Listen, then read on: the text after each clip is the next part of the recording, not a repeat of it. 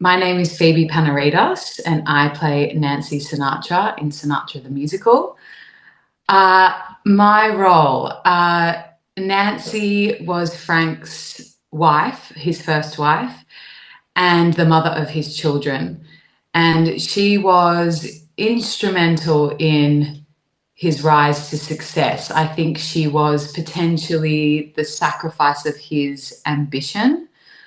Uh, she also supported him and endeavored for his career to embark on a successful long journey from the beginning when he essentially had nothing. So I think she's a pretty special woman to have had that foresight and belief and um, yeah, hope in him that he would really make it. And she was right.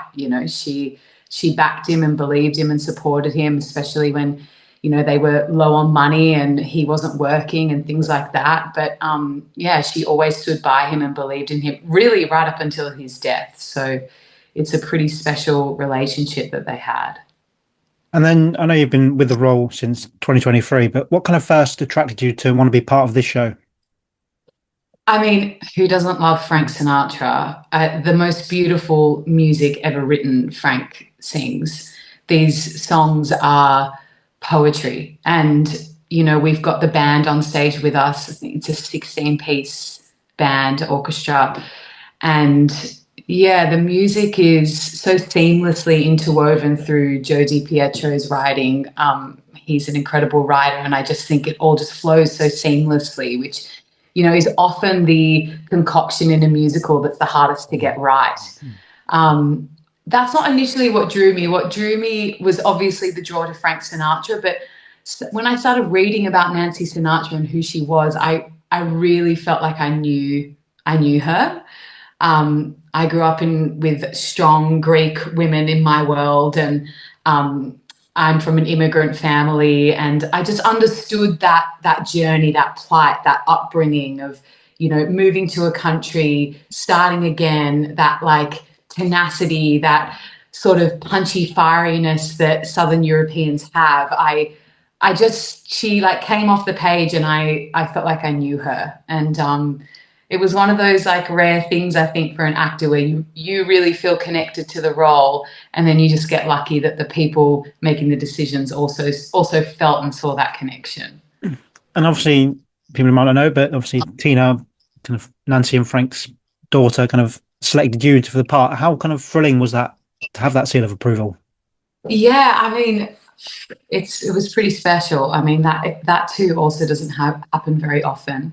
The daughter of Frank and Nancy Sinatra chose all of us, and that's I mean, you don't get a better endorsement than that.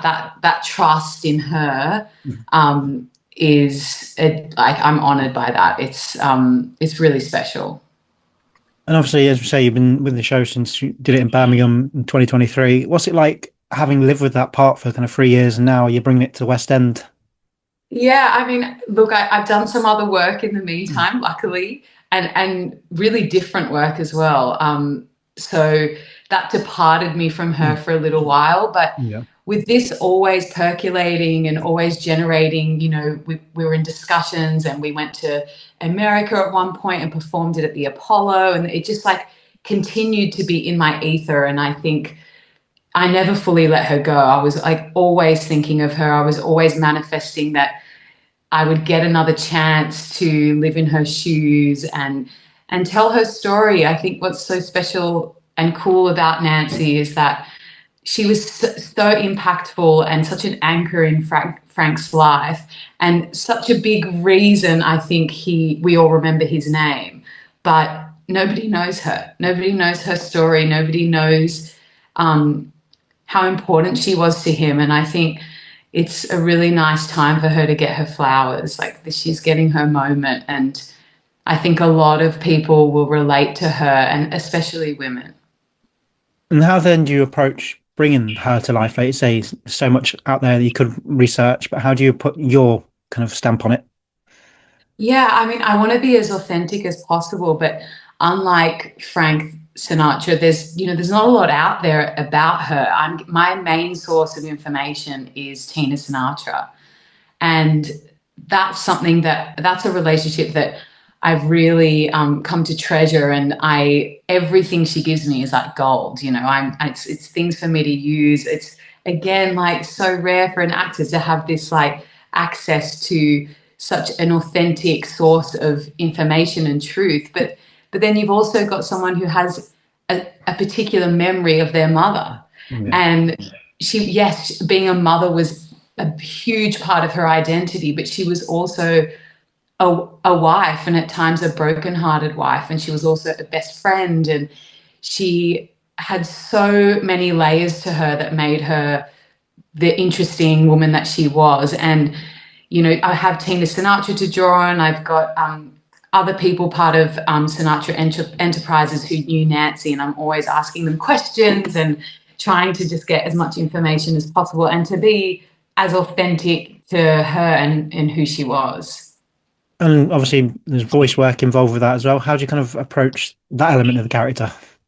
Yeah, I'm lucky there's like one interview of her, um, and I think she's in her 40s, so like not too long after our story ends. And I just watched that over and over and over. And she's from Jersey, but she spent a lot of her life in LA and in Hollywood. And yeah, her accent has an evolution, but again, that's so fun for me. I mean, Aussies are very used to learning different accents. There's not too many Australian theatre pieces out there.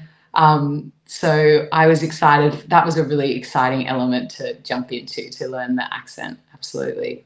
And how is it kind of grounded in the story? Because obviously Frank's life's so big and the music's so massive. Kind of how is it then being the heartbeat of the piece? Kind of that grounding, I suppose, for Frank.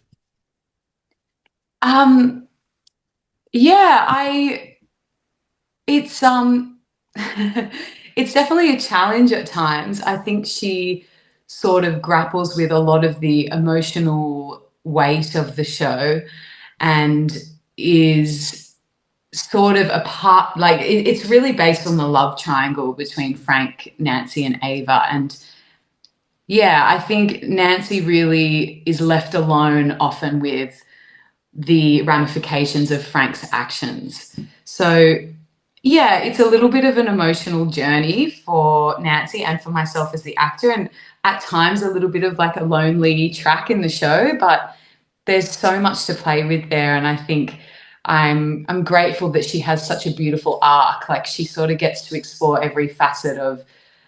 um, every facet of emotion. She's like beginning the story sort of quite happy, and then there's a big, struggle in the middle there, and then her and Frank end on quite, you know, ending quite a nice place.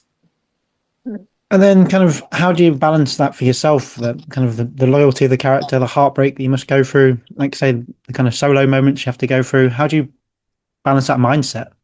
Yeah, I mean, I'm still figuring that out. I Mm. definitely don't have that down. I think that's something, I mean, on each job I embark on, I try to, you know, come at it as open as I can and as, willing to learn from other actors around me and from the creatives and just take everything in. But yeah, it's definitely a process of being open and vulnerable, but then also knowing when to like turn it off and, you know, you derobe from the character and go about your life. But yeah, we're in the thick of it at the moment, so I'm always thinking about her, and I'm always thinking about the scene and what we're going into for the day. Like today, for example, I'm working with three young actresses who play my daughter, so we'll be doing all the scenes with the children, and that's an energy I have to shift into. But it'll be great. And I think it's just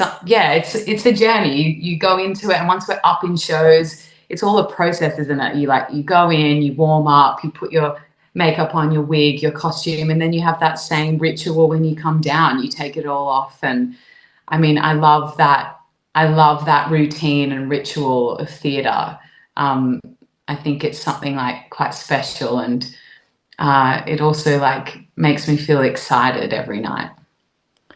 And then how do you kind of balance playing a fictional character opposed to playing a real life character like Nancy? Is there a kind of difference in that approach? Yeah, I think it's hugely different. I mean, yeah, I think there's more pressure, and having Tina Sinatra in the room, Yeah. there's somebody there calling you out saying like that wasn't quite right, or you keep going in that direction. That's exactly where she needs to be. Um, and also you feel, I think, a responsibility to people that knew her and loved her to get it right and to honor her. I mean, yeah, I know that that's a big thing for the other actors playing Frank and Ava Gardner as well. There's these memories that people come in of these amazing cultural figures that people have, and you want to do it justice. Yeah, and I suppose having a show like Frank Sinatra, people are just going to come in with that expectation, aren't they?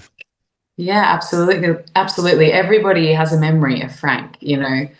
Unlike Nancy, that's like an element which is kind of empowering, that I get to be the person that teaches a lot of people about who she was, and how important she was, and that's really special, I think. Yeah. Yes. And then if you were able to sit down with Nancy and ask her a question about her life, what do you think you'd like to ask her? Ah, God. I think I would ask her um, why. I think I would ask her why. She was devoted to Frank throughout his life. She never married anybody else.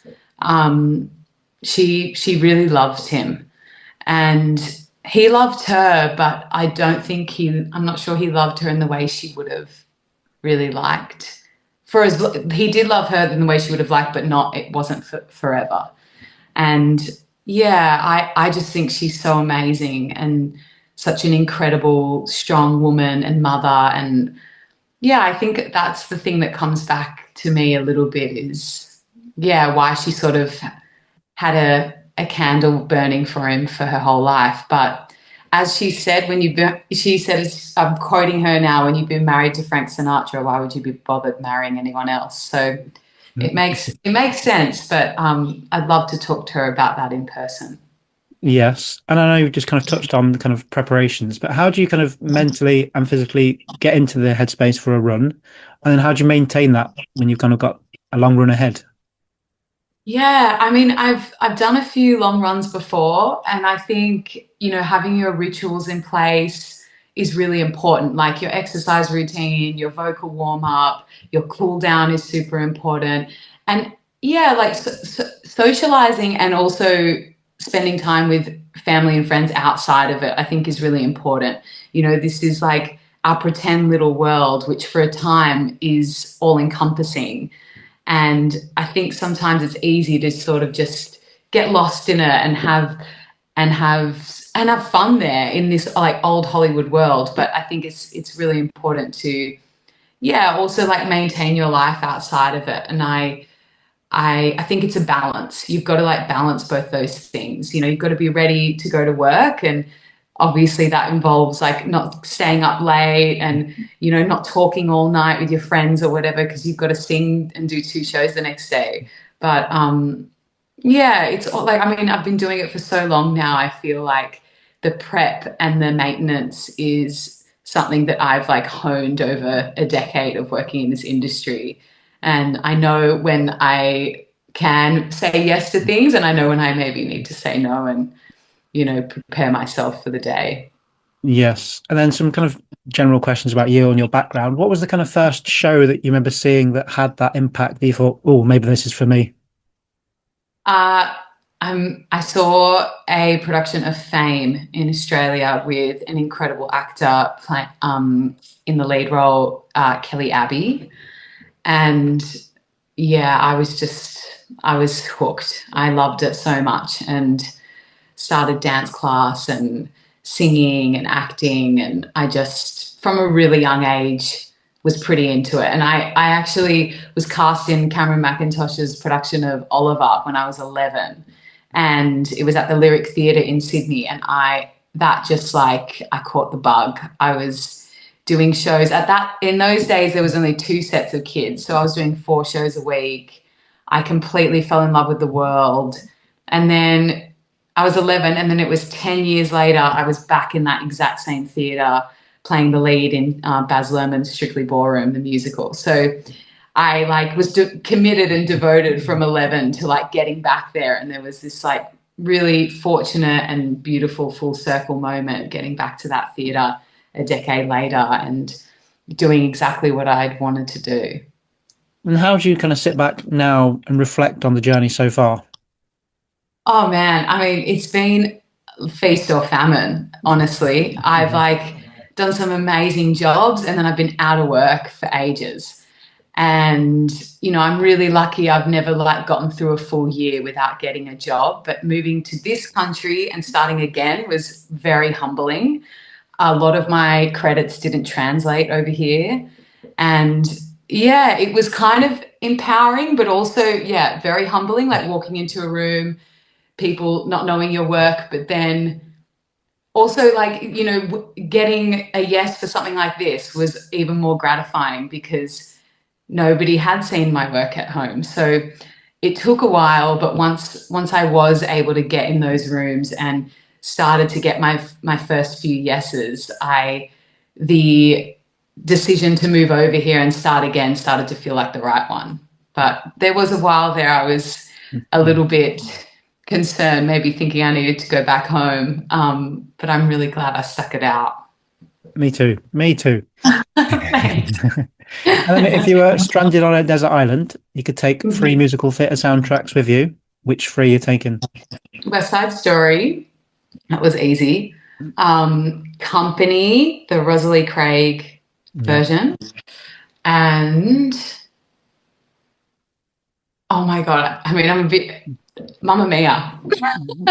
Yeah. I love ABBA. I'm a big fan, so I think that would lift my spirits. Strong, strong choices. And then what kind of keeps you inspired to tell stories? What kind of motivates you to tell these stories? I mean, I love people. I love getting to know people. I'm a very friendly, sometimes annoyingly chatty person. But I'm always interested in what people have to say. And especially in this country where, there are so many different cultures and ethnicities. And I love London for that reason. It's an amazing city. And I think that's, if anything, furthered my want to learn and tell stories. I've seen some of the best theatre in my life here. I've gone to Edinburgh Fringe and seen like the best and the worst shows in one day.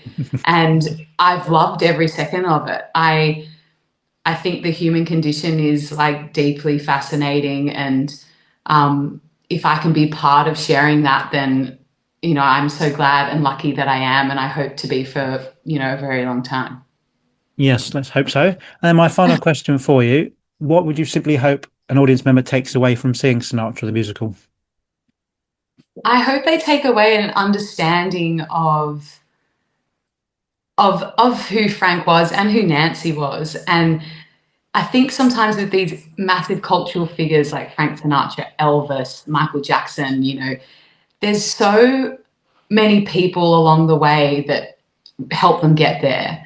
And there's a lot of pain to get to where they are. And where we are in our show is like the making of Frank Sinatra. It's the messy bit. It's the dark stuff.